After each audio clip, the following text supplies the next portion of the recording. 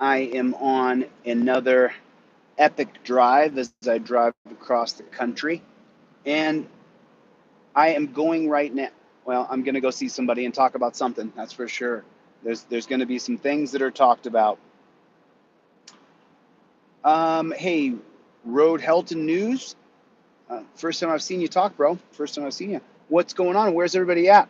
Everybody hit the number 1 button if you would. Please let me turn on my all messages are now visible. There it is. Yeah, you got to be here for a little while, brother. I'm sorry, man. I'm not sure if you noticed or not, but people betray me left and right, so I can't just hand out a wrench to someone. It's the first time I've seen their comments.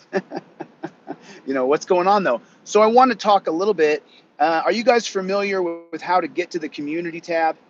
What's going on, Concord, New Hampshire? How's everybody doing today? So are you guys familiar with how to get to the community tab inside of okay, right on, brother. How are you guys doing? How you doing, Golden State? Nice to see you. So I just want to make sure that everybody knows how to get to community before I really dig into this, because I'm going to say something right now that need to be said. And it's the hard truth is often when you've been going down the line. What's going on, Shock? When you've been going along the line and you guys, 21 people, you guys, everybody hit the like button if you would. Please hit the thumbs up button. You know, we used to get 1,000 likes in just one room, and now we're cut in half. So we got to try to get those likes up. Got to try to hit the like button as much as you possibly can. As much as you possibly can. Make sure you share that. Hey, good old boy, you're welcome to disagree with me as long as you don't make it personal about me, bro. You know, you're allowed to have your position. You may be pro-life and think that and think that that's the way, and I'm pro-choice. So we're just different. And then Arnie, I've read your comments, so you're on the verge of blocked, brother. You're right on the verge of being blocked. I hope you can keep it in check, because I don't want to have to send you packing from the channel.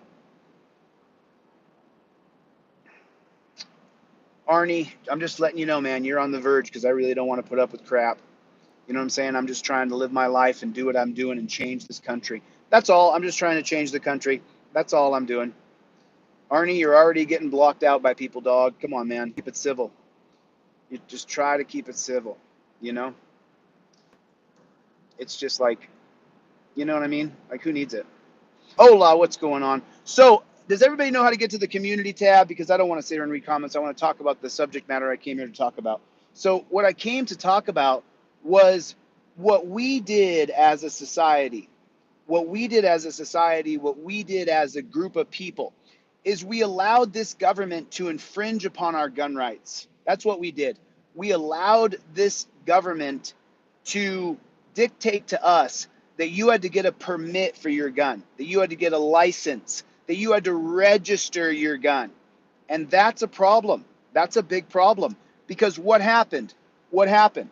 In the state of California, do you guys know how to get to the community tab? Hit 1, yes, I know how to get to community, or 2, no, I do not know how to get to community. Just let me know. 1, I know how to get to the community tab. 2, I don't know how to get to the community tab. Has anybody seen the video that I put on the shorts, and has anybody seen the picture that I put up in community, that in the state of California, they leaked the names, addresses, date of birth, full name, gender of people who have concealed carry weapons? Did you know that? And so when I saw that today, I couldn't help but think to myself, you really think that was an accident? Because I don't think that was an accident. I think they did it on purpose. I think they did that on purpose. That's what I think they did. I think that they leaked that. So the way you want to get to community is go to DeletelawZ channel, and then after you hit the channel, then in the middle of the screen, look for the community tab. So go to the DeletelawZ channel, and then in the middle of that screen, I know I'm repeating myself, I apologize, you should see a community tab. And when you click the community tab, those are all the little tidbits of information that I share, and that's where I put a lot of education. You know, so I want you guys to be able to get to the community tab, because I see some people's community tab has 1,000 people that go and look at their community tab. And I know that we have way more than 1,000 people who come to this channel. So I want people to be able to go to the community tab on DeletelawZ. If you don't know how to get there, you should ask other people or go on YouTube itself and show and learn how to get to this community tab. You don't have to have 500 subs. I do. You have to have 1,000 subs, I think, to have a community tab or be monetized. I can't exactly remember. You have to have I don't know all the answers here. I only know some. So you guys want to check into that and see if we can get into the community tab, because you're going to see a lot of things in there that I post that are both questions and educational. And it's super important that we as a group of people, as a culture, that we continue to educate ourselves, you know? So everybody hit the thumbs up button. I don't know if I'm getting service or not because I'm literally in the middle of nowhere. I'm talking, this is flat, brown land. Oh yeah, I know that. I know that. I know that cop watchers are an essential, critical part of American society. And, you know, my argument is that it should be a tax-funded job. People who watch these filthy pigs should be tax funded. There should be a way for us to fund it so that people can have a job watching and recording cops with full transparency. With full transparency. That's where we want to get to. So that's the goal. That's where we want to be. That's where we want to be. So yep, I'm driving along. But I just saw that, I mean, and I just couldn't believe it. I just couldn't believe that's what they did in the state of California. How many people think it was an accident? 1 for no, 2 yes, it was an accident. Which is it? Which is it? Was it an accident that they leaked the concealed carry weapons permit holders? And why do you have to have a permit? That's the reason why I came on for a minute, because I have another several hours of driving. So I thought I would just spend some time here and ask you, it was hacked. So then let me ask you another question, Ed E. Great name, by the way. What's going on, Shock Professor? So why do you have to register your firearms? Yeah, good old boy, you're welcome to think that, but the good old boy he says, I don't like bad cops, but I think there are good cops. You're welcome to think that, but I asked a question and I said, you know, which is the good cop who puts me in torture cuffs and takes me to a dungeon? Which one is that? Who's the good cop that puts me in torture cuffs and then drags me down to a rape cage? Who is that? Which was the good cop? Because I don't see any. If you put torture cuffs on people and then you take them to a dungeon, I don't really see you as a good cop. Does that make sense? I hope that makes sense. I hope you guys can follow that rationale, that logic. So there's a lot of good things I've done today. You know, I was able to get a lot done through my notes session here. And then a guy who is a very well-known YouTuber, we had a conversation on the phone today, and I was able to be tuned into some information I didn't have before.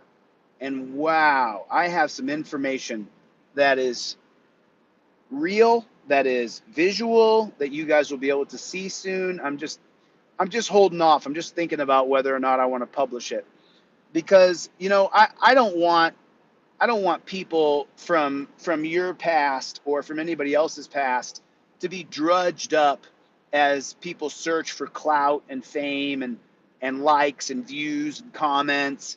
And I don't know if I want to release this or not. I might just want to sit on it, to be honest, and only use it if I have to use it in a court of law. But I don't know if I want to release it or not. It's just not, it's really kind of, you know, I don't know, getting views from someone else's pain, from someone else's sorrow. And I don't know if I want to do that or not, because then I become what I loathe, you know, what I loathe. So, you know, and now that we have 100 people in here, now I'll start to kind of talk about exactly what I wanted to talk about.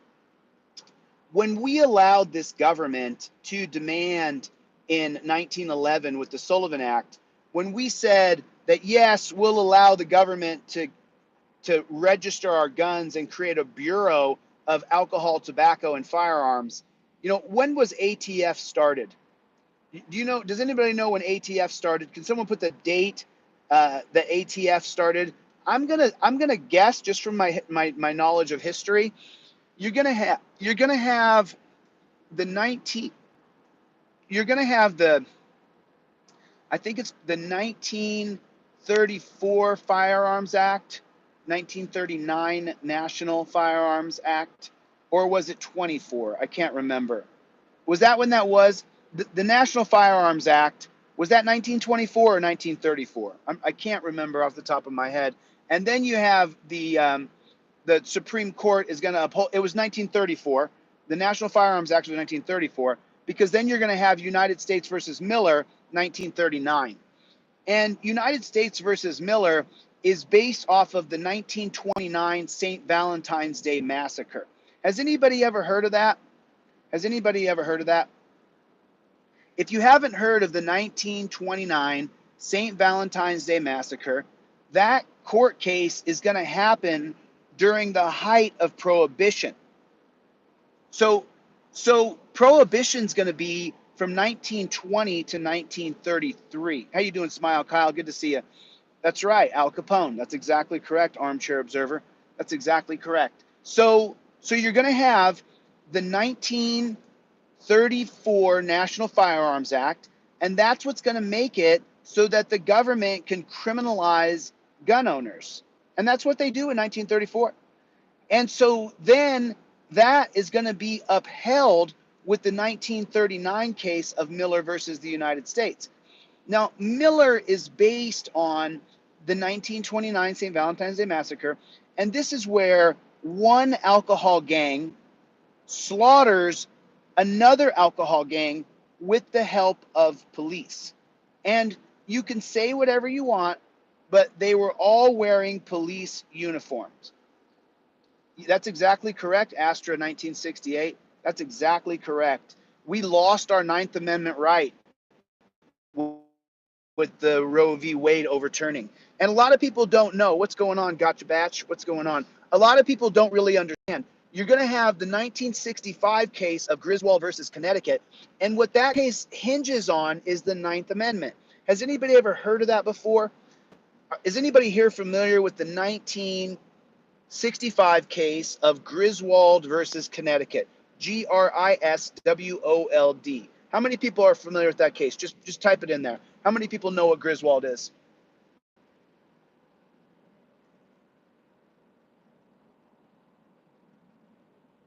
How many people know what it is? I only see 2 people answer. So how many people know what Griswold versus Connecticut is in 1965?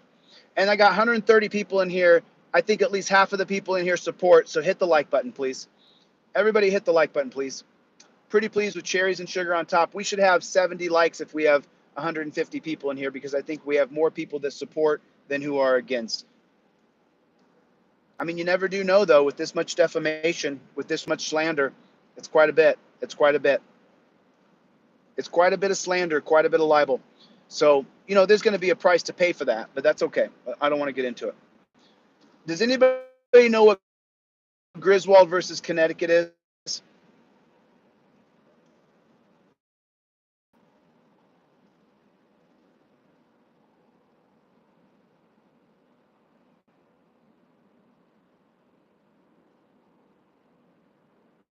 You learned in Catholic school what it was?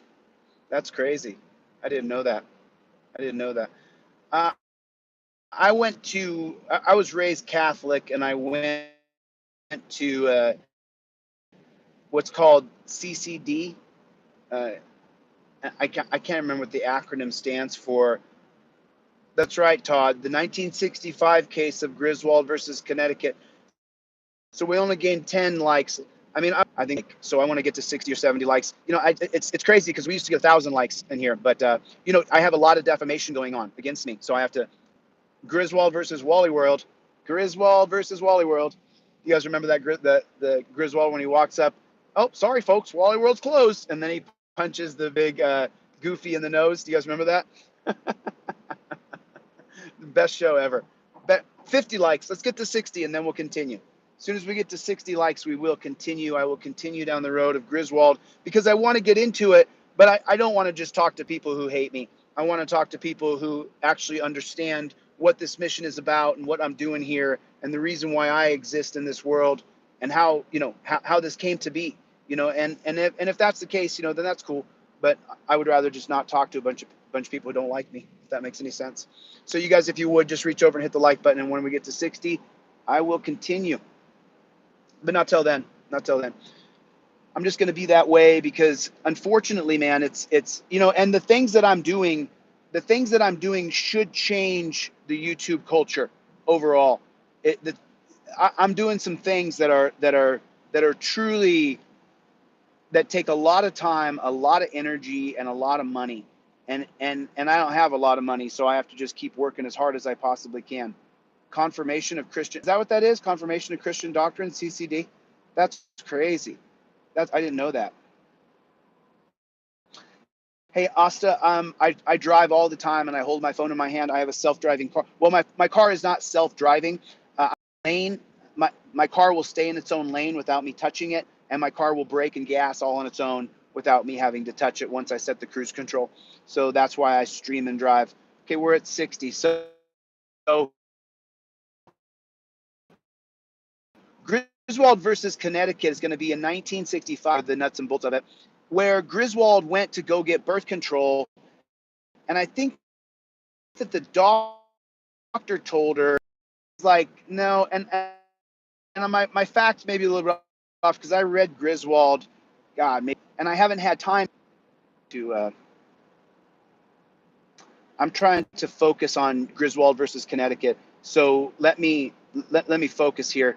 So if anybody can pull it up, it's going to be on Oyez, OYEZ.org, and you guys can look up that case. And what that's going to be is based on the idea. So I kind of got into this a little bit in my last live, but then I'm driving. I'm heading west. So I'm going all the way to the West Coast. I'm going all the way to California. So I'm going to be, my internet's going to be. Let me explain something that is just fundamentally important for you to understand. Let me just show you guys where I'm actually at. This is where I am. I'm in the middle of flat brown land. There is just nothing around for miles and miles.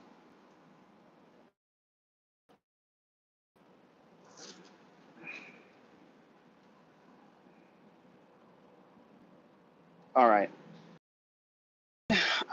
Overall, I had to work all day in a lawsuit today. So overall, I'm kind of just like, I just have this consternation inside of my head and my heart. And then, the video that I was sent today is just so atrocious that it makes me think to myself, what kind of human being am I if I was to release this video? Am I just like these other people? If I release the video of this person in this amount of pain and revealing their deepest, darkest, hard part of life, then the question is am I as bad as some of these people defaming me? Because really I could save it for court and it would be just fine, and then no one would have to see it and I wouldn't have to put it out there. The other video that I posted was already on the internet. It was already on YouTube.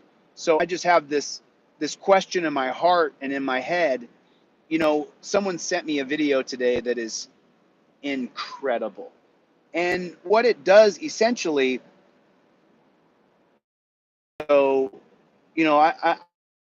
I don't want to sit on this for a day or two and think about it, but I was really shocked to see it, just absolutely shocked. So I wonder if I'll be able to do a live stream because it just keeps on popping in and out and I keep seeing people's comments time out and stuff. Yeah, I agree with you, Jake. I don't think I'm going to release it because it hurts one person while it hurts another, but I don't want to be that person, I could just save it for court and then that'll be fine.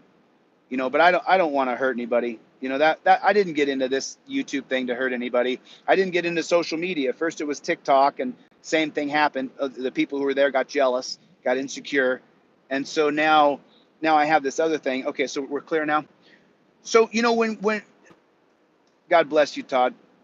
Oh, thanks, man. I appreciate it. Oh, I don't mind one bit, Todd. My other number is completely compromised, so I get phone calls and text messages.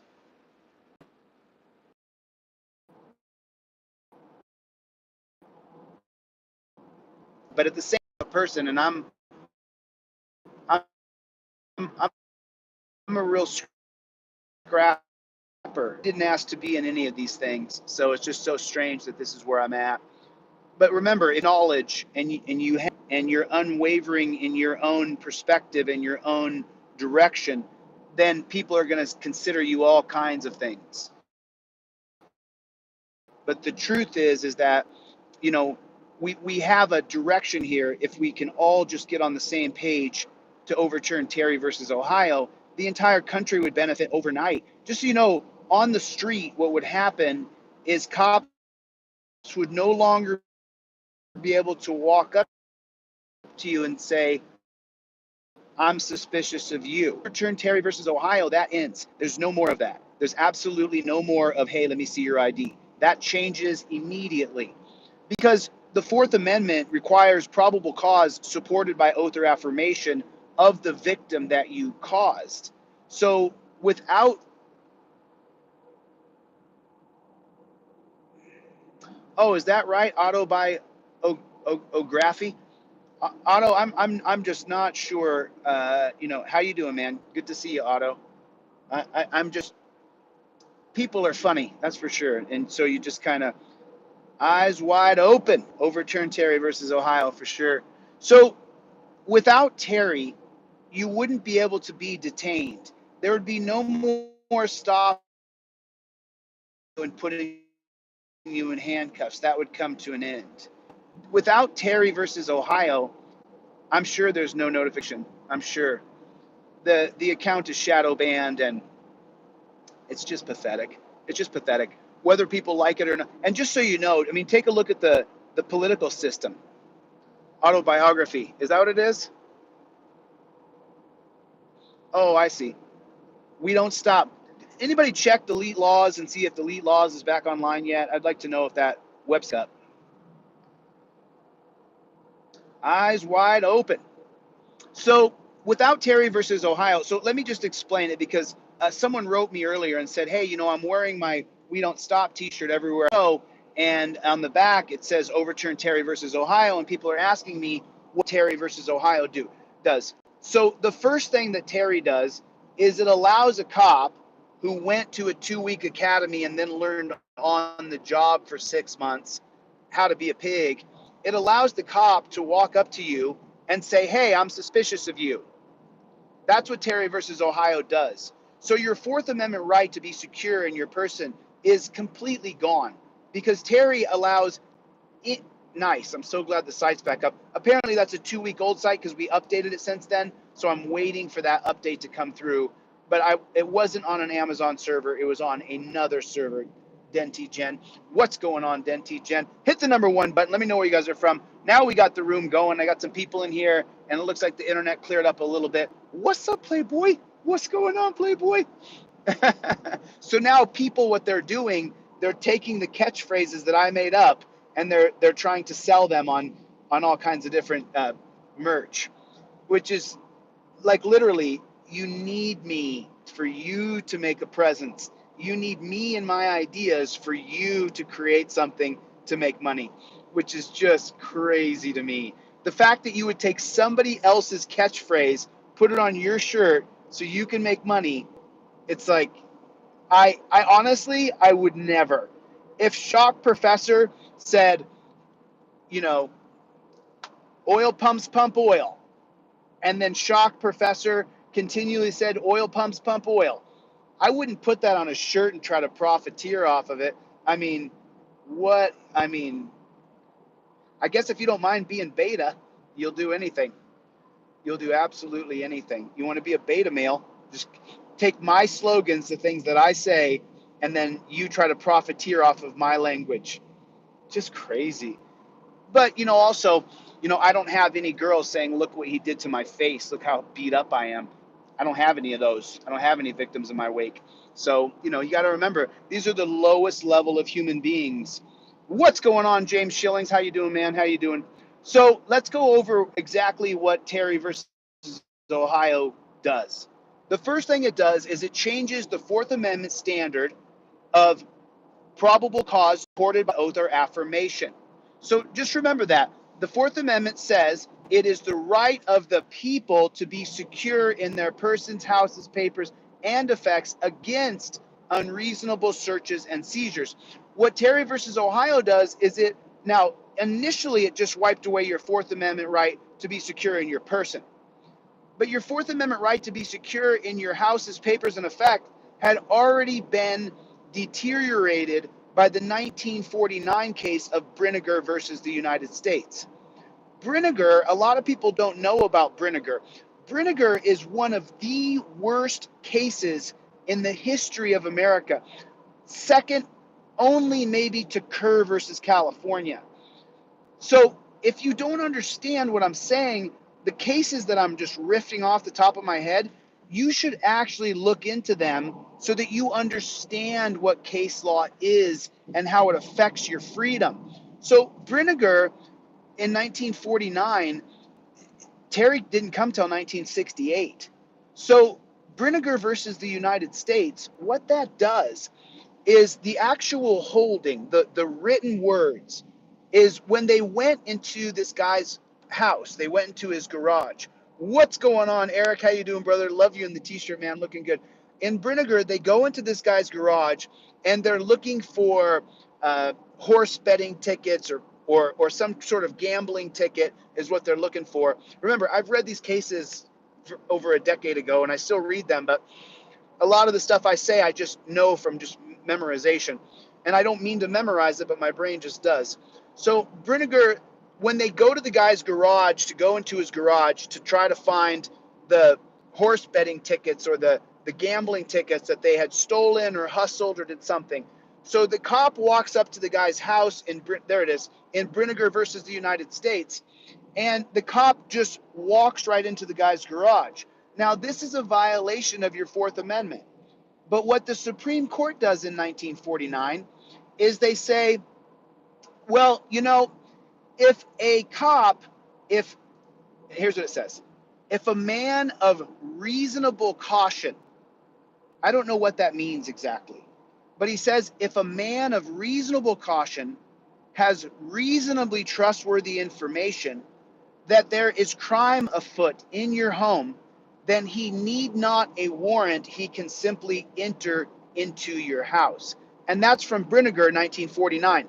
Now, that case of Brinegar is going to be somewhat overturned by the 1961 case of Mapp versus Ohio. In Mapp, Dolores Mapp, she's ransacked because she's a babe. Thank you, Valerie. They're looking for pornography that Dolores Mapp could have, and she's a babe. And so they just enter into her house. And so once they go into Dolores Mapp house in 1959, the case happens in 1961. The holding is from 1961. That's Mapp versus Ohio. The Mapp versus Ohio doctrine called the fruit of the poisonous tree. That's what Mapp versus Ohio actually creates. Thank you. I appreciate it. Thanks a lot. It means a lot. I really do appreciate it. I'm barreling towards California here, so I'll be in California in the next day or so.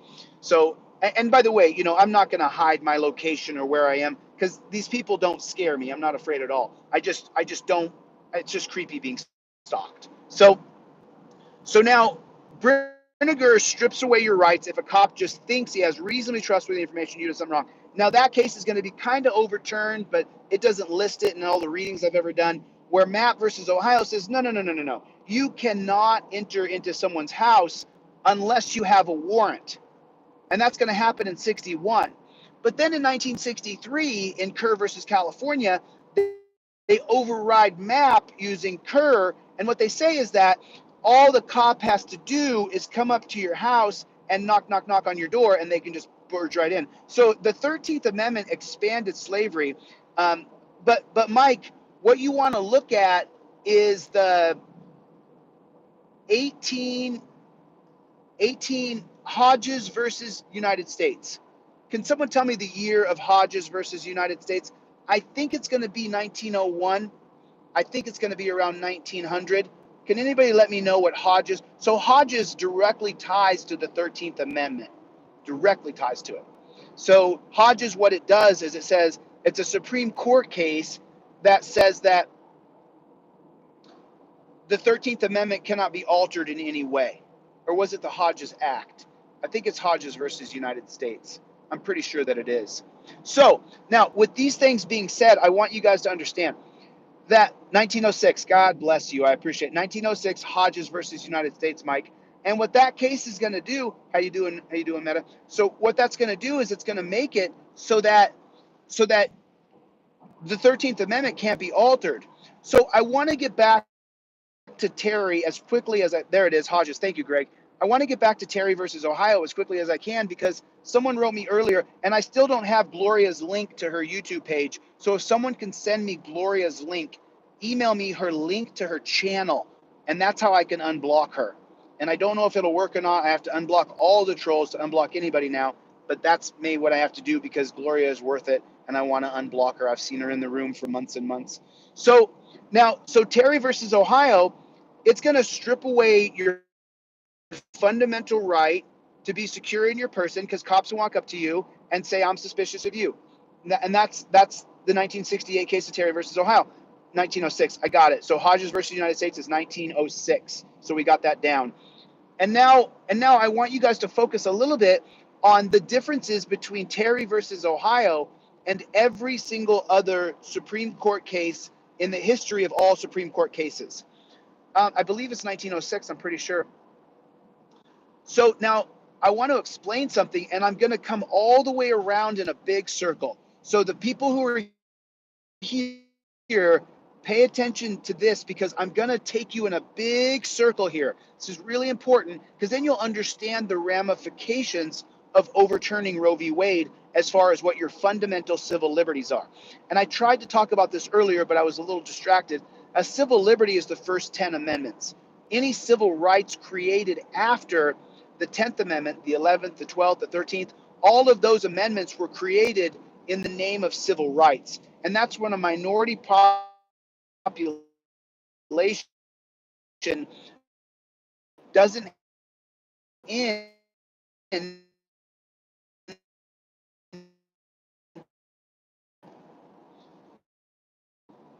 people who would do the bidding, laws could be passed to protect the minority classes. So that's what a civil right is. A civil right is something. So Terry versus Ohio comes in 1968. It immediately wipes away your right to be secure in your person because now any one of these pigs who goes to an academy for 2 weeks can now walk up to you and say, I'm suspicious. There's no checks and balances on police power. There's absolutely, yeah, thanks a lot. Hit the like button, everybody. We're at 100 likes. That's pretty cool. I mean, it's pretty weird that so now, what else does the Terry versus Ohio strip away when you talk about your First Amendment? So you can assemble if you want, but if a bunch of you assemble, think about the Black Panthers in the 60s, if a bunch of you assemble and we feel like as cops that's going to go against officer safety, then we can break up your assembly. So your right can tear right over the pandemic that you weren't allowed to assemble together because you weren't allowed to assemble together using your religious freedom, because if you did, then everybody there could get the bird flu, and then they banned your right to be religious. So we're going to talk about Miranda in a minute. So now what about you have a right to the press? So how can your First Amendment right to be press be suppressed or even completely negated by Terry versus Ohio? Because if the cop decides he's going to take my phone away, he could just take my phone right out of my hand, and then I don't get to be press anymore. So now we've lost, out of our big 5 First Amendments, the only one that we have left is the right to petition, your right to religion, to assemble, freedom of speech. You can lose your right to speech under Terry versus Ohio. I know I'm absolutely in the middle of nowhere.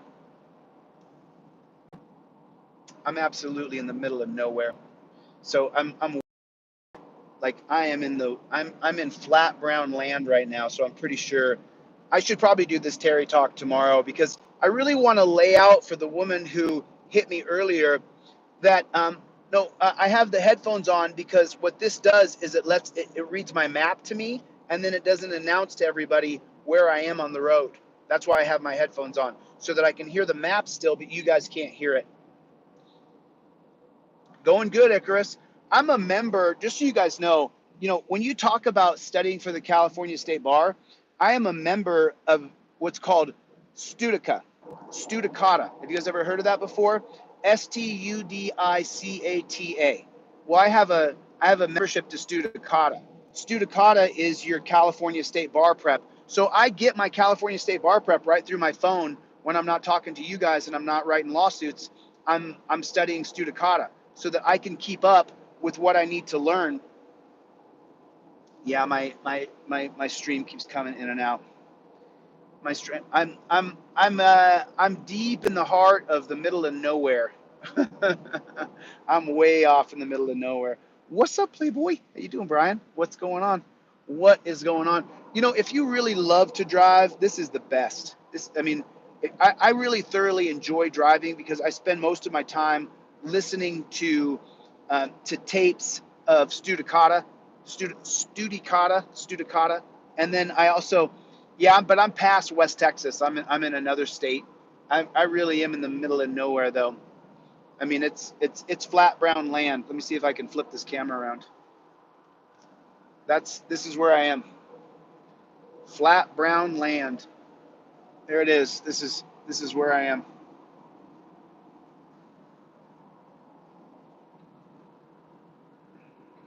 So pretty much, I didn't know it, but just so you guys know, I used to be, I am what I am. So I used to be really popular on Facebook. That's where my popularity originally began, was on Facebook. There it is. You got to email that to me, Greg. Greg, shoot that to me in an email, please, sir, and I will unblock her as soon as I get to a computer and I can sit down and get it done. As soon as I get to a computer. And thanks for sending that to me. Yeah, we're 114 likes, which is, the rooms we were at, we were getting 1,000 before, but because of the bad publicity and the defamation, obviously our numbers are way down, but that's okay. It's to be expected, just so you know. And when I unveil the third party and I announce that I'm running on this new third party ticket that I invented, you're going to see half of the left and half of the right are going to hate me. So this hate train is only just beginning. It's only just beginning because I have a third party that I'm going to unveil over the next couple weeks. And then at that point, you're going to see a lot of people who just don't like that idea that I've created a new third party. But I'm going to create a national third party for people to run on a new platform because the current platforms suck. The left and the right, Republicans and Democrats, both suck. I know who Gloria is. I've seen her. I think a rogue moderator blocked her because I never did. I wouldn't have blocked her. I wouldn't have blocked her, so I don't know who did it. I don't know. But I really want to get to, I want to get to the most important part of the talk that I wanted to have with you guys today. And I wanted to get into it and get into the nitty gritty. So when you talk about, so the only part of your First Amendment that isn't wiped away from Terry versus Ohio is the right to petition. You can still petition the government if you're not in a dungeon, if you haven't been arrested and put in a dungeon.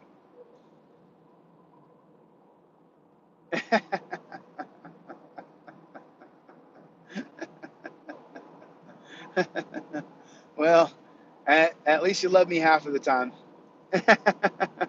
What's going on, Aaron? How you doing, buddy? What's going on? What's going on? What is going on, Playboy? What is new in the land of YouTube? So, okay, you're right. You're right. Let me do that. Okay.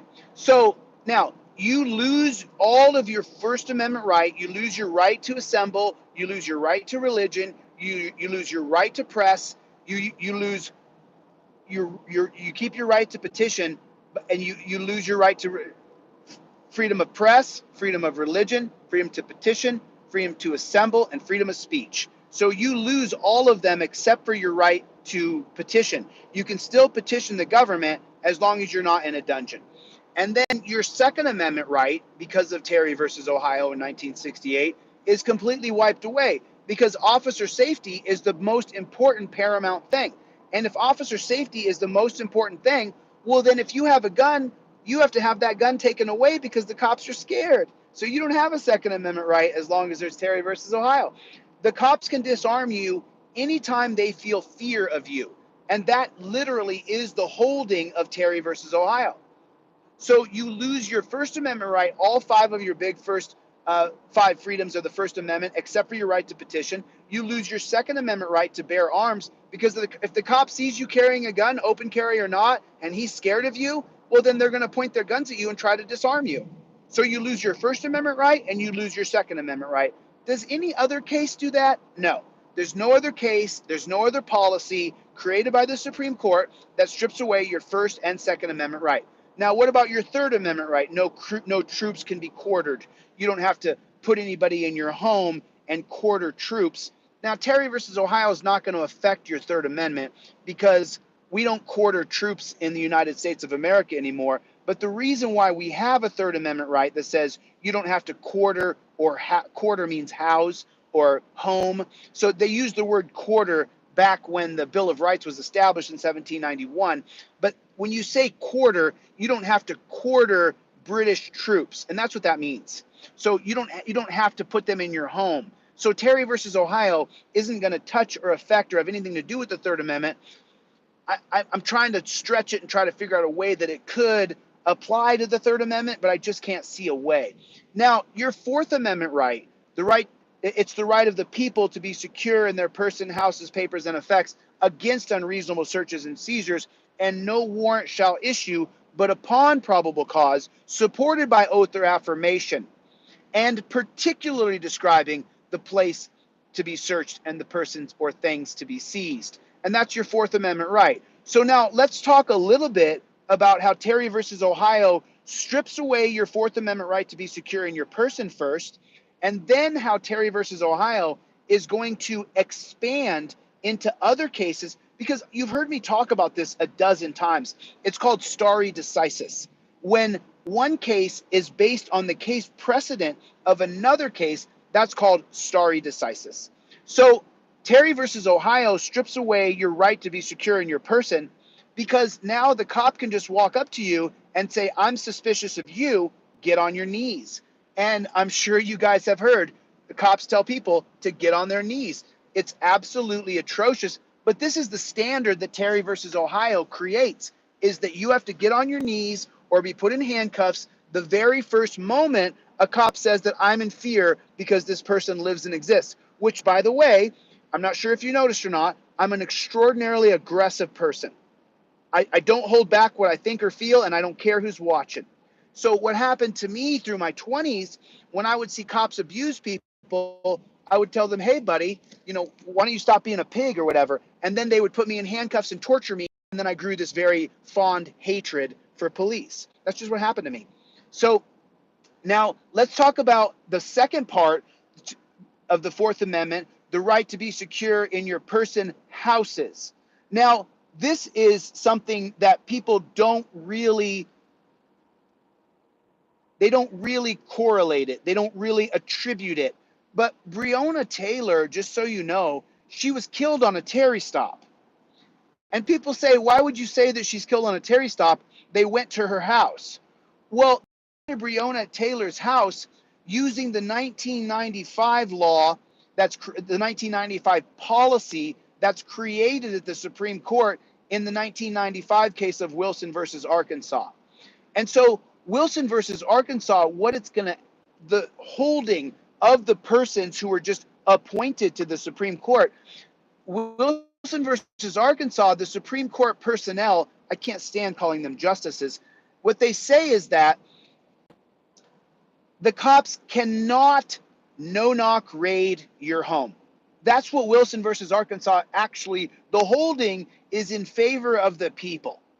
The caveat on Wilson versus Arkansas, the cops cannot no-knock raid your home unless, of course, it's in the name of officer safety. So when they went to Breonna Taylor's home, they didn't have a warrant. So they're going there warrantlessly to someone's home, violating their Fourth Amendment right, and now they cannot no-knock raid Breonna Taylor's house unless it's for officer safety. So what happens? They go to the door, they don't have a warrant, so they're doing a Terry stop at her front door. They kick the door, beat the door. The guy inside, her boyfriend, grabs his gun because they lived in the hood and starts shooting. The cops then just blindly shoot into Breonna Taylor's house, which is a Terry stop. They did not have a warrant, meaning that they're going there with no probable cause, supported by oath or affirmation, and particularly describing the place to be searched and the person or things to be seized. So what does that mean? That means that because they didn't have a warrant, there was no person swearing by oath or affirmation that Breonna Taylor has violated me, and they didn't have a particular place to search or person or things to be seized. They went there and they did a Terry stop on her front door. And then instead of acting like any kind of professional who claims to be a part of a righteous group of people called pigs, they beat on her door, start kicking her door in, and then of course the guy inside grabs his gun and starts shooting. There's someone trying to break in my house. So they went and Terry stopped her and then murdered her because they acted improperly. And that they got away with it. Those cops got away with it, which just makes me sick. It makes me sick to my stomach. And I believe that's going to be, is that April 13th? April 13th, 2020. I'm pretty sure that was April 13th, 2020. So now let's continue down the line of how Terry versus Ohio strips away every bit of your Fourth Amendment. And here's how it works. Secure in your person houses. So Terry versus Ohio extends into Wilson versus Arkansas, 1995. And that's the case that says cops cannot no-knock raid your home unless, of course, it's for officer safety. So Terry versus Ohio exists in the 1995 holding of Wilson versus Arkansas. So now what about secure in my person, houses, papers, and my effects? Your phone. This phone right here is my effects. And so what happens? So I get pulled over and the cop says, oh, I think there was a drug deal going on back here, or you're transporting illegal immigrants or illegal guns, or you're transporting narcotics. And so I need to see your phone. How come the cop can grab my phone and search it? Because he's saying he's suspicious. Now, whether or not you like that, that's what can happen. Now, if you have your face on for facial recognition for your phone, or you have your thumbprint set up for your phone, then the cop can just scan. He can just scan your face or put your thumb on there and then look all through your phone.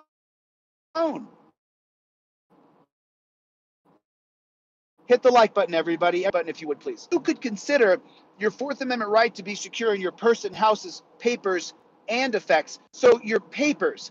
Now, we have the 1979 FBI plain view doctrine, and that's going to be based off of the 1971 case of Coolidge versus New Hampshire.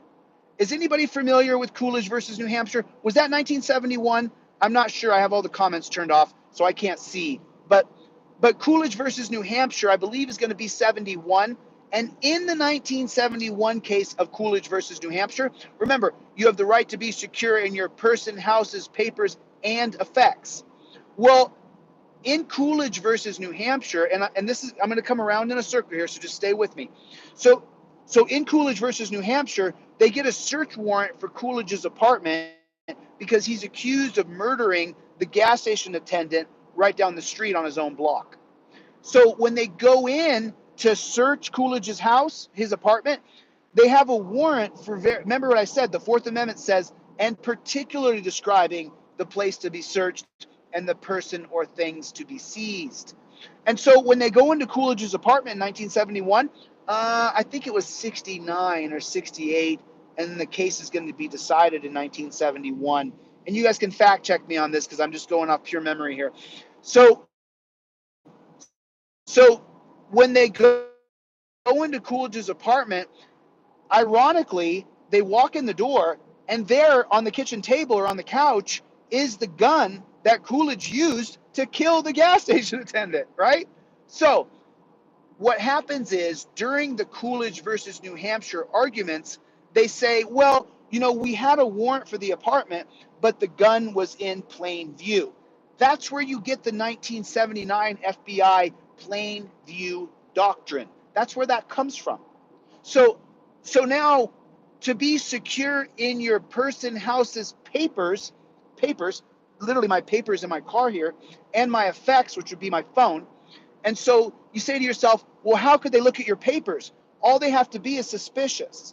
If they're just suspicious that on your papers is going to lead them somewhere that they can learn because they're suspicious about the criminality that you're doing or the criminal that they say you are. And so now they can look through your papers. So Terry versus Ohio strips absolutely every part of your Fourth Amendment. And I explained this last time when I was looking at a video. Your Fifth Amendment right to remain silent. How does Terry versus Ohio strip away your Fifth Amendment right to remain silent? How does that happen? How does that work? Does anybody know? Can anybody tell me how that works? Terry versus Ohio. I'm going to let this trucker get over here. He's going to get over. So your Fifth Amendment right to remain silent is stripped away by what? Can anybody answer that? Let me take a look at the chat and see if anybody can answer. Can anybody answer how your Fifth Amendment right is stripped away, the right to remain silent through Terry versus Ohio? It is stripped away because of the torture cuffs. The part that is written by Hugo Black of the Warren Court, who was a member of the KKK, they say that cops can briefly detain you. Now, right now, what that means is a POW style of arrest. And as soon as the cops briefly detain you using torture cuffs, as soon as they put the torture cuffs on you, you're going to start answering questions. You are going to start answering questions. I know this because I did it myself in my 20s. Before there was a camera phone, man, when the cops put me in torture cuffs, I'd start to sing like a jaybird. You know, you saw they use the term RAS, as though it is some sort of relevant or current or legitimate terminology, but reasonable articulable suspicion created from Terry versus Ohio. So when you see it's the reasonable articulable suspicion, walking up and looking and going, oh, I have reasonable articulable suspicion. No, you don't, dude. And if you do in today's 2022, then just go ahead and start filming. Go ahead and start running camera. If there's a guy walking down the, well, Icarus, you've never been put in torture cuffs, so I don't really care.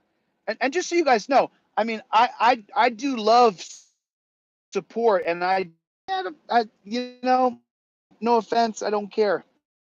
You know, I don't care because there's a bigger mission here, and your perspective, Icarus, compared to my perspective, is different with the knowledge that we share, right? So you have some knowledge, and I have different knowledge than you do, right? I would venture to say that whatever you do for a living, I don't know how to do what you do for a living. So I would venture to say that because I know Supreme Court cases, that maybe, just maybe, I may know just a little bit different information than you do, if that's fair. So you lose your Fifth Amendment right to remain silent because the torture cuffs are going to ruin you. They're going to ruin you. So now, what about your Sixth Amendment right? What exactly? Oh, so your Fifth Amendment right is also to due process of law. The Fifth Amendment also goes into that. And due process of law is the only thing mentioned twice in our amendments. It's mentioned in the Fifth Amendment and it's mentioned in the 14th Amendment, due process of law. So you guys got to understand that. So now what about your Sixth Amendment right? You have a Sixth Amendment right to face your accuser. You have the Sixth Amendment right to face the person who is accusing you that you have committed probable cause, and they are swearing by oath or affirmation that you have violated them, that you have violated their rights, and that's the reason why they've gone down and asked the government, whether that be police or federal, to help them because you have violated their rights. So your Sixth Amendment is pretty clear that you have the right to face your accuser. That's what your Fifth Amendment right, your Sixth Amendment right is. So, like, let's say, for example, that someone was accused of stealing a car. Well, if someone's going to accuse you of stealing their car, then the person whose car you stole is the accuser. Makes sense, right? Well, your Sixth Amendment right to face your accuser is wiped away with Terry versus Ohio. And how come that is? Because now all the cop has to say is, I was suspicious of him, and I swear I was suspicious. But that's not the accuser. You didn't violate the cop. You didn't violate the cop's rights. So he's accusing you of something, and he swears he's suspicious. So your Sixth Amendment right is completely gone. It's gone. It is gone. So what about your Seventh Amendment right? Your Seventh Amendment right is the right to have a jury trial when you commit more than $20 worth of damage or $20 worth of thievery or anything like that. And so when you start to think about that, you say that you have a right to a jury trial if you've done more than $20 worth of damage or $20 worth of theft. And so when you think about that, go back to 1791. If anybody wants to do a little side project right now, can anybody here tell me, what's up, Playboy? Can anybody here tell me what the value of $20 was in 1791, what that value would be worth today? Last I checked, it was like $600 or something like that. That's right, Eric. That's right. There's no such thing as Raz. That's all made up garbage. It's all garbage created by the Supreme Court, who we don't elect. So the idea of Raz, reasonable, people say it all the time too because it's a cool acronym. Kind of sounds like raspberry and Raz. Hey, what's the Raz? What's the Raz? You got some stupid pig who has no education, who's trained to think that you're a criminal, that grandma's got a hand cannon down her blouse. And so he says, oh, the Raz. The Raz, you should hear the word, you should hear the acronym Raz, and it should make you want to vomit. Someone who says to you, oh, they have Raz, you should say that's fake. That's made up. There's no such thing as reasonable articulable suspicion, especially in today's era, because what we're dealing with today is it's $144 in today's money. So if you perform, I guess, $150 worth of damage or cause $150 worth of damage, approximately 140 or 150, then you have the right to a jury trial.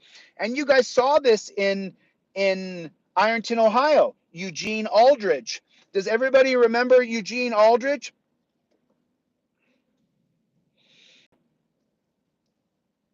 Wow, I would love an 800 milligram brownie.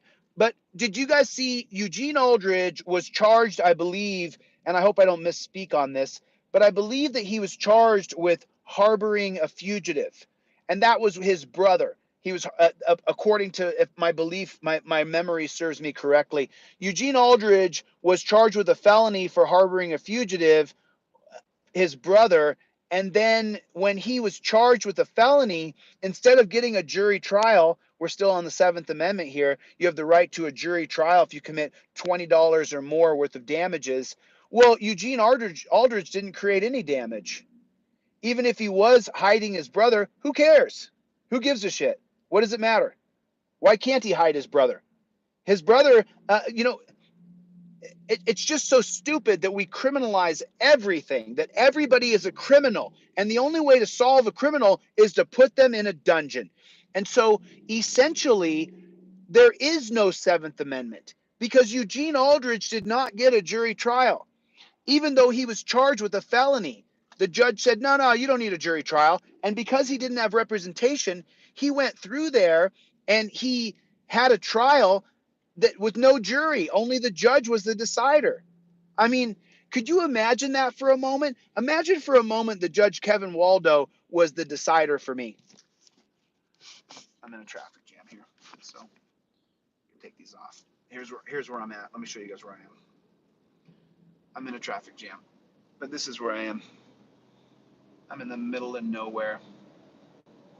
This is where I'm at. I mean, Am I in the middle of nowhere or what? It's beautiful for sure. It's just the middle of nowhere. So now we go into the Eighth Amendment.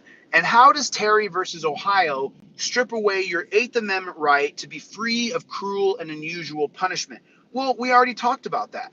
We know that your Eighth Amendment to be free of cruel and unusual punishment is completely and utterly wiped away with torture cuffs. And then, cruel and unusual punishment should also go into mental cruel and unusual punishment. And what do we know from the Quakers' prisons back in 1680? Is that right?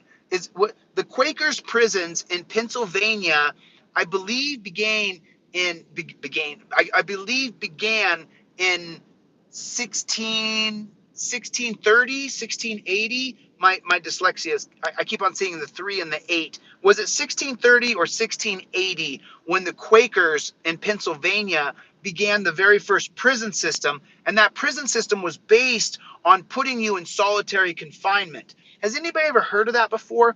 Because I did a long lecture on the entire criminal industrial industry, which is the prison system. Right. And so the Eighth Amendment to be free of cruel and unusual punishment.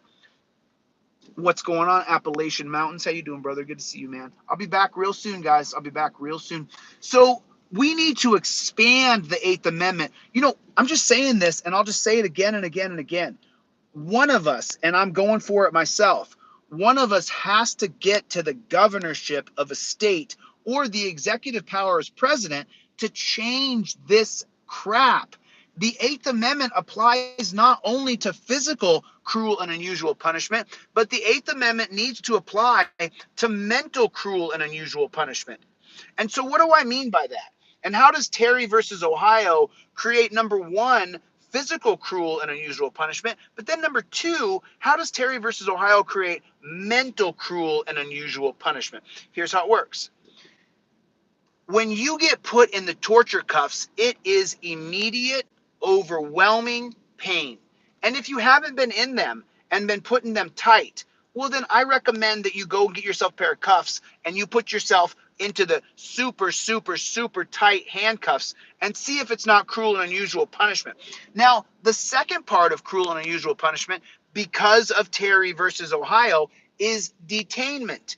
Detainment now equates a POW style of arrest, meaning that upon a cop being suspicious of you, not only will you be put in the torture cuffs, then you will be stuffed into the back of a car that has been modified for a hamster, so that you have to be stuffed into this claustrophobic cage. And it's just so sad that we don't have, and just so you know, the Eighth Amendment being bastardized, and I wish I could, I said I was going to look up the case. I used to know it. I can't remember it. But there's a case where they changed what cruel and unusual punishment is so that it could only be if you were sentenced to cruel and unusual punishment, not if the guards or the cops subjected you to cruel and unusual punishment, but if you actually, it wasn't Brown. What was it? Texas versus Brown? Is that what it was? What is the case? What case was that? It's really frustrating me that I don't know it, because I do know it. It's just in my noodle here somewhere. I just can't remember what that case is. What was that case where they stripped away that it's not cruel or unusual punishment if the guards do it to you, because they were acting on their own. It wasn't the government that subjected you to cruel and unusual punishment. It was the guards, and they were working outside of the color of law. And so, of course, you being tortured in that prison isn't cruel and unusual punishment sentenced to you by the government. Is that the right case, Ingram? Is it Ingram versus Wright, where they changed the standard of cruel and unusual punishment to only equate to the government sentencing you? Is that what it was? And I'm going to look that case up. Ingram versus Wright. Is that the one right there? Got it. Thanks, Chuck. I appreciate that. Yeah, that's where we got to go. We got to get the lowest hanging fruit. So anyway, I want to finish on this Terry rant so that you guys can try to put this together intelligently. Sorry, I stopped for a couple times. But now, so we have to expand the Eighth Amendment to cruel and unusual mental torture. Because when you get stuffed in the back of a cage where it's only big enough, you can't even put your feet in there. Well, in my perspective, that is cruel and unusual punishment. That is absolutely atrocious. So then, now this is where we're going to get to the Ninth Amendment, unenumerated rights. Rights that are not written down yet in 1791 because we can't possibly foresee what rights we may need in 2022 or in 1965, Griswold versus Connecticut, where you can get a birth control pill. And then in 1973 in Roe versus Wade, where you can get an abortion if you don't want to have a baby for whatever reason, whether your uncle raped you or you had sex on a Saturday night and you shouldn't have done it. So those are your unenumerated rights. That's your Ninth Amendment. Terry versus Ohio affects your Ninth Amendment because your right to be confident and secure in your person, it's going to be your Fourth Amendment. But the whole point is that we should have, under your Ninth Amendment, you should have the right to mental fortitude. Let me ask you guys a question. When you see a cop and he's behind you, do you feel fear or do you feel consternation? One for yes, two for no. Let me know. When you see a cop pull up behind you, do you feel fear? Do you feel intimidation, consternation, anxiety? One for yes, two for no. You're welcome to have your opinion, Chris. I don't see it that way. I don't see it that way. One for yes or two. So Krista does not. Smile Kyle 1.5. Jason yes. Icarus no. One for yes. Degra yes. Medic yes. No. One. I feel anger. No. 1.5. Yeah, me too. Me too. Both, I guess, from Icarus. Dobbs just killed an unenumerated. Yes, that's right. That's right. That's exactly correct. Yes, number one. Number one. So most people, when a cop pulls up behind them, feel some sort of fear and anxiety. And so I believe the Ninth Amendment should be expanded, that you shouldn't have to fear your government. But I'm going to get in there somewhere. I'm going to get in there. So then what about your 10th Amendment right? Your 10th Amendment right. What is that? Does anybody know what the 10th Amendment is? Does anybody know what the 10th Amendment is? Does anybody know what the 10th Amendment is and what it stands for? The 10th Amendment is a list of what? Can anybody tell me? I thought I blocked you a long time ago, dude. I thought I blocked you a long time ago. I thought you were blocked out a long time ago. So your 10th Amendment are the listed federal laws. The back in 1791, when we listed your amendments, the 10th Amendment was listed as every single law the federal government will get is listed here and now. And so how has the federal government expanded the 10th Amendment? Well, they've used the Interstate Commerce Clause, the Necessary and Proper Clause. They've used clauses that were created for the greater good of multiple state republics living in a democratic republic, and so, or a federal republic, however you want to say it, it's pretty much the same thing. So when you talk about that, you talk about what exactly? Right, but specifically, Icarus, it dictates that these are the federal laws that are written down here in the 10th Amendment, and there shall be no other laws past this. So how does Terry versus Ohio affect your 10th Amendment? Can anybody tell me that? How does Terry versus Ohio affect the 10th Amendment? In which way?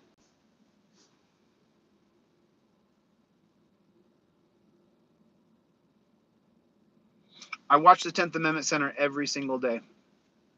Every day.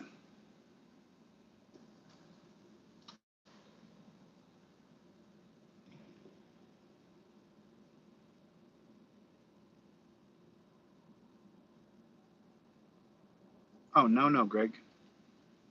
Greg, you unhit him.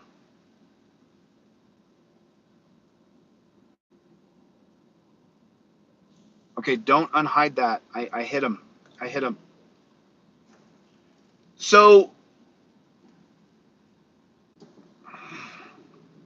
So the 10th Amendment is bastardized because of Terry versus Ohio. In which way? How does the 10th Amendment be affected by the 1968 holding of Terry versus Ohio? That's okay, Greg. But how does the 10th Amendment become a bastardized amendment because of Terry versus Ohio? Well, let me explain it very, very clear. Okay. Okay, tribe, thanks. So the way it happens is like this.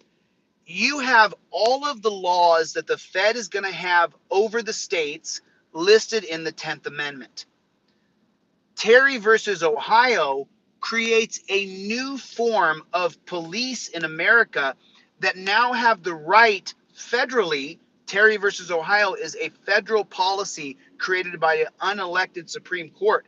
So Terry versus Ohio essentially adds reasonable articulable suspicion and officer safety to the 10th Amendment. And we never had that in the 10th Amendment. There was never this idea that if a cop is in fear for his little life, that he can detain you under reasonable articulable suspicion. Terry versus Ohio expands the 10th Amendment. And it just chaps my lips. I'm telling you, it just chaps me, man. It just it just pisses me off beyond all repair. You have no idea. Because I have been subjected to the punishment and torture of these filthy pigs dozens of times. And as I go down the memory lane of how many times these pigs put me in torture cuffs, it just chaps my lips. I mean, like I need lotion. It makes me so mad because I never should have been put in the torture cuffs. No, Icarus, the Icarus. No, that's a misinterpretation of the 10th Amendment, brother. It just is. I'm sorry. The 10th Amendment lists all of the laws the federal government has over the states, and any other laws not mentioned in the 10th Amendment fall back to the 9th Amendment and give the power that is not listed to the states and to the people. But the state governments take it before the people get it, just so you know. I'm just telling you. That's so the 10th Amendment, it doesn't empower the states, it empowers the federal government with here's the laws the federal government has and they'll never be changed. It'll okay, sorry about Icarus. Sorry about that, amiga. So that's what it does. I mean, listen, I'm a lot of things, but I'm a study more than anything else. I study more than anybody I know. I stay more tuned in than almost anybody I know. So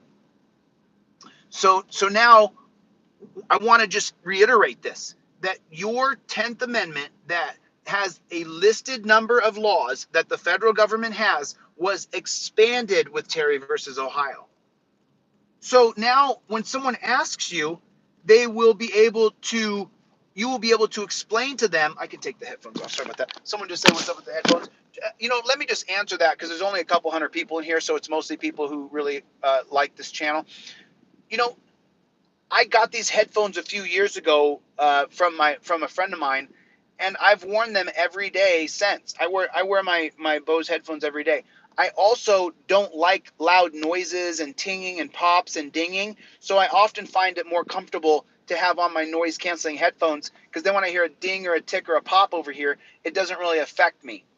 So, and I also wear them so that I can hear my map through the headphones and people don't hear exactly where I am in the world. Because I'm not sure if you noticed or not. Go ahead, brother.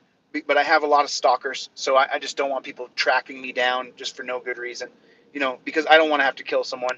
I don't want to be in a position where someone puts me in a corner and I'm afraid and I got my gun right here and then I got to shoot someone and I don't want to do that. So I'd rather just try to keep my privacy the best I possibly can. So Denti Jen just put this up. Not to be mistaken for federal corporation, United States of 1871, creating a citizen of the United States, not a natural born American of the United States. So Denti Jen, you're looking at 1871. Let me give you a little bit of a precursor to that. And by the way, a lot of people put that, and I don't want to have a big finger contest here and be like, oh, my hands are bigger than yours. I just want to tell you the facts of what I know. So, no, Icarus is not correct about the 10th Amendment. It does state that all laws not listed here federally then the power reverts back to the state or to the people. But the 10th Amendment is actually, and you can look it up, it is a list of laws that the federal government has over the states. It's very specific. I've read it. The 10th Amendment's not an easy read. It's a long read. The 10th Amendment's a pretty long amendment. So I don't want to lose my train of thought here. So, okay, now listen, you just said something. You said that 1871 creates a citizen. Well, let me give you the real backlog of the 1871 act that you just listed. Let me just read it back over here real quick. Let me just read this back. Listen, it's not a hand measuring contest here. You know, my fingers are longer than your fingers. I'm just trying to say, I understand what the 10th Amendment is. I understand what the 9th Amendment is. So now, listen, she just said that the 1871 Delore map, the 1871 that defines what a citizen is. Well, do you know why that was? Can anybody tell me? Because I know the answers to these things, to this particular question anyway. So in 1871, what does that have to do with? What does that have to do with? When was a citizen defined? It wasn't 1871. It was a few years before that. Can anybody explain to me when that happened? Because I want you guys to use your brain here. That's right. Dan's got it right. Slaves weren't citizens. That's why the first SCOTUS cases, I'm not sure where you were going there, Dan, but Dan is exactly correct. Exactly. And so where you're going to get the term citizen is going to come from the 1866 Enforcement Act, 1867 Enforcement Act. That Enforcement Act is going to be expanded several times. There's going to be the Enforcement Act of 1866, of 1867, of 1868, of 1870, and of 1871. So the Enforcement Act, what it says is that, and this ties directly to the Icarus. We can argue about it all day, or we'll look it up together, man. And then we don't have to try to, you're right, whatever. I'm wrong, you're right. I'm right, you're wrong. Who cares, dude? But we're pretty close here, Icarus. So there's no point in beating a dead horse. So, but we do understand that the 10th Amendment does list all of the federal laws that they have over the states. And any laws not listed here belong to the states. So 1866, 1867, 1868, 1870, and 1871, you get the enforcement acts throughout America. And so when you get to the enforcement acts, what they say, and I believe it's going to tie to it could be the 1871, but I actually believe that the Enforcement Act of 1868 that is actually going to kind of meld and turn into the 14th Amendment. It's a really weird time period back then, by the way. So what it says is that all citizens, whether previously indentured or in servitude previously, have equal protection under the law. So the definition of citizen, and by the way, I did this research when I was on TikTok because someone said to me, a citizen means you're a slave. Actually, when I did the research, what I found is that citizen means that you're not a slave. It's the opposite of that. And I did a full day research on it. I wish I could remember which enforcement act that lists citizen, and I believe that ties to the 14th Amendment. I'm open to being wrong. But at the same time, I'm 99% sure that whether it's 1868 or 1871 or 1866, the Enforcement Act was where the Supreme Court Justice, oh man, now you really got my brain buzzing. So my OCD is going to be in full effect. I'm going to get off here and I'm going to research. But I believe, and I'm open to being incorrect on this because I'm always a little, not always, but I can be off on my years sometimes. I think it was the 1866. A matter of fact, oh my God, it was the 1866 Civil Rights Act. Bam! What's up, Playboy? What's up? That's what it was. It was the 1866 Civil Rights Act. The 1866 Civil Rights Act is listed more than the 1964 Civil Rights Act. And the reason why I'm absolutely positive of this now is because when I made my big wall, I correlated 100 years of history, how they have similar tenses, um, similar holdings, just 100 years apart. So the definition of citizen comes from the 1866 Civil Rights Act. And in the 1866 Civil Rights Act, it says that all citizens, whether previously indentured or born into servitude, have equal protection under the law, and that language is going to be expanded into the 14th Amendment of 1868. What's up, Playboy? What's up? Man, I love it. I love it. I love it. The brain works. I love it. Absolutely love it. Got it. So that's where the term citizen comes from. Oh man, I can't believe my brain just figured that out. I'm so grateful. Thank God. Thank God I have the ability to think. I'm so grateful. Because I did a full day of research on this. I did a full day of research on this. And it's pretty clear because that's where the 14th Amendment comes from. The 14th Amendment language comes from directly from the 1866 Civil Rights Act. So you are not a slave if you're called a citizen. You are a free, even if you had been previously born into servitude or into slavery. So that's where that comes from. What's up, Playboy? What is up, Playboy? The 13th Amendment did indeed well, that's not true. The Emancipation Proclamation of 1862 overturned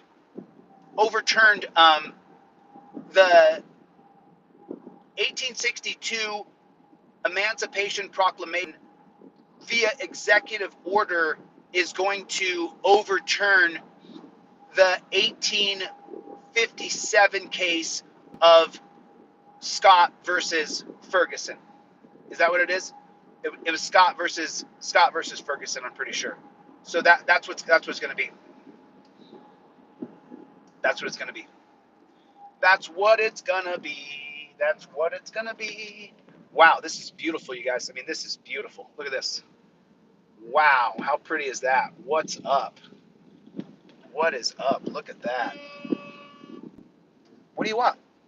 I can't look at my phone? Go fuck yourself. Fuck you, and fuck you. Dude, I'll fucking slam on my brakes, dude. Don't be a fucking dick to me. Yeah, I'm sorry. It was not Ferguson. It was Sam. Scott versus Sanford. So some trucker honked at me just now. I told him he could you heard what I said.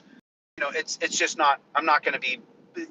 Truckers often, you know, they drive a lot of hours and they put a lot of hours and they go through all kinds of stuff, man. I actually have a lot of trucker friends, so I don't want to say anything negative about truckers because I don't think that that's true. I think he just is frustrated that we're in a traffic jam. He probably has to make the way station, and he's probably a little bit behind on his schedule now because this traffic jam. So he's probably going through his own strife right now and probably just wants me to go because he's in a hurry and he doesn't want to miss his cutoff times and stuff. Because I mean, I have a lot of truckers who support me and a lot of truckers who write to me and talk to me on because we take long drives, so I end up with a lot of phone calls from truckers. Matter of fact, my very main supporter when I was on TikTok was a long haul driver out of the Midwest, and I sure do miss him. I hope he comes back. I miss that guy. I miss that guy a whole bunch. So, but that's where it comes from. It comes from the 1866 Civil Rights Act. I didn't get a chance to check all the comments. I'm really sorry. I just got so excited there because my brain correlated and it dialed in. It dialed all in. You know, my buddy Julian, when I was down in Houston, he really put it in perspective for me because, you know, I was raised, I'm in the middle of nowhere. I'm sorry, guys. So then when I was down in Houston, visiting my buddy down there, who I've known for 2 decades, you know, he explained to me, you know, he said it himself, you know, busy being tough, you didn't realize you were smart. And so now that I have this ability to stay focused on stuff, and you guys see me go off on tangents all the time, you know, I just end up where sometimes I can kind of lose my focus. But the cool part, No, I still have a big ego, but I got past that ego part of my life where I had to, I would allow people to take me into physicality. Now, if someone doesn't touch me, I won't touch them back. So that's just how it is.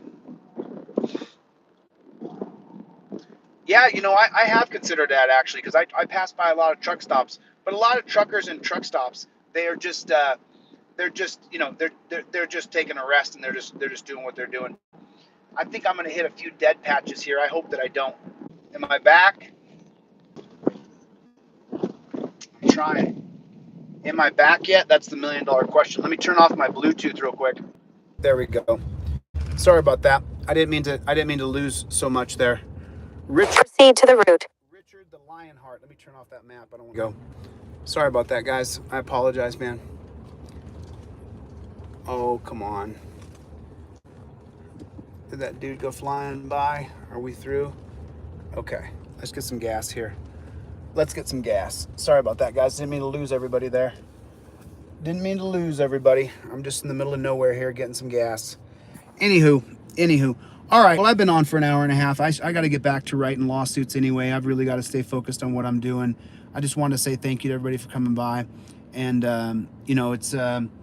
it's always interesting when you have a long time to think, And so I've had all this time to think as I've been driving and writing up a lawsuit. And so I've just had a lot of time to kind of reflect, on the things. No one timed you out. I just hit a dead zone here. Sorry about that. But I'm gone now, and I got to keep going, heading west here. I'm going to get to California. I just want to say thanks to you guys for giving me a chance to try to share the education I have in my head. This live started off a little bit rough, but now we seem to have come full circle. And so just remember, no matter what occurs, under any circumstances, under any conditions, don't stop. Don't stop. If something happens to me, or for some reason I'm not around, it doesn't matter. Don't stop. We know this country needs to change, and the way we can change it is by overturning Terry versus Ohio. That's how we can do it. It's not gonna change any other way. It's not gonna change any other way. So I just want to say thank you to everybody. I'll put this guy in timeout real quick. I put the bot in timeout there.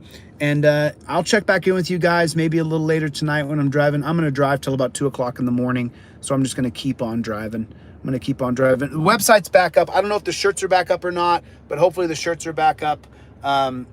We did a lot of repairs to the website over the past couple days, and now we have a 2-week-old version up that was made 2 weeks ago. So all of the new advancements. Mike, what's going on? Let me know when you're back up and running. Mike said that, thanks, Chille. I said before, I've been waiting for a person like you to come along. We don't stop, and the great Liberty Net Radio will not stop. God bless you, Mike. Thanks, man. I appreciate that, man. I really do. So listen, I will let you guys get out of here. Don't stop no matter what. It's Terry. It's only Terry versus Ohio. That's our main problem. And just don't quit on it. Just don't quit on it. Don't give up. Continue to educate people. Continue to teach people that it is Terry versus Ohio. And I give you my word, I won't stop. All right? So I'll get the flock out of here, and I will see you guys on the next one. All right? See you on the next one. Thanks for coming by, and I appreciate your support. All right? I'll talk to you guys soon. Later, Gator.